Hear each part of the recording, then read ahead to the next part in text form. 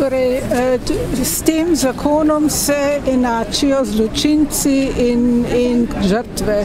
In to je pravzaprav glavni problem tega zakona, da se pravi, da se ščiti osebne podatke tudi zločincev in to ne samo, kot se zdaj vedno znova ponavlja, samo v tako imenovanem udvovskem arhivu, temveč je to razširjeno tudi na druge dosjeje oziroma na drugo arhivsko gradivo, ki vsebuje osebne podatke. Poleg tega, da je anonimizacija zelo problematična, predvsem v mikrofilmih, ki bodo potem seveda zaprti, ker se v filmih ne da anonimizirati osebnih podatkov. Oziroma mi, raziskovalci, bomo po dolgi borbi mogoče, ker je odvisno od tega, ali bo arhivska komisija odobrila ali ne, lahko imeli vpogled. Anonimizirano gradivo je za raziskovalce absolutno neuporabno. Poglejte, ampak na to, da se mora izenačiti, kot vi pravite, zločince in ostale, so opozarjali v bistvu informacijska pooblaščenka, varuhinja človekovih pravic. V vseh postkomunističnih državah, razen v Sloveniji, po mojem vedenju, torej v Evropski uniji o tem govorim,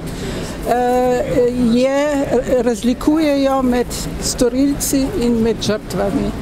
In tisti, ki so delovali za prejšnjo oblast, ne morejo biti v enaki meri zaščiteni, kot pa so tudi žrtve. Gre za to, da se končno razčišče to zgodovino in da se tudi žrtvam vrne njihovo dobro ime.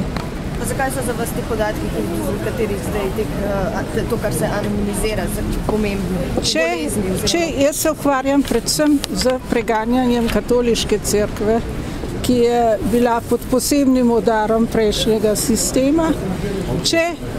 Ker so veliko duhovščine, pa tudi katoliških laikov prisilili, da so sodelovali z UDBO na različne načine, torej tudi z podatki resničnimi oziroma zlaganimi podatki iz osebnega življenja.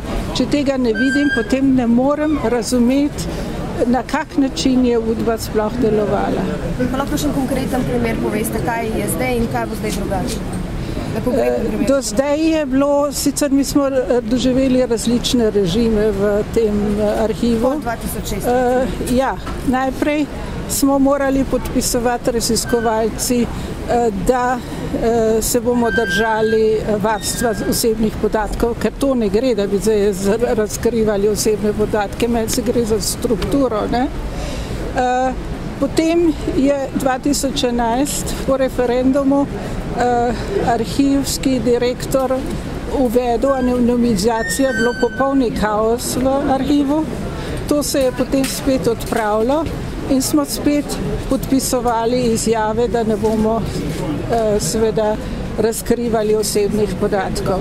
Zdaj pa je anonimizacija zakonsko določena, torej ni nobene možnosti direktorja arhiva tega ne delati, ker piše v zakonu.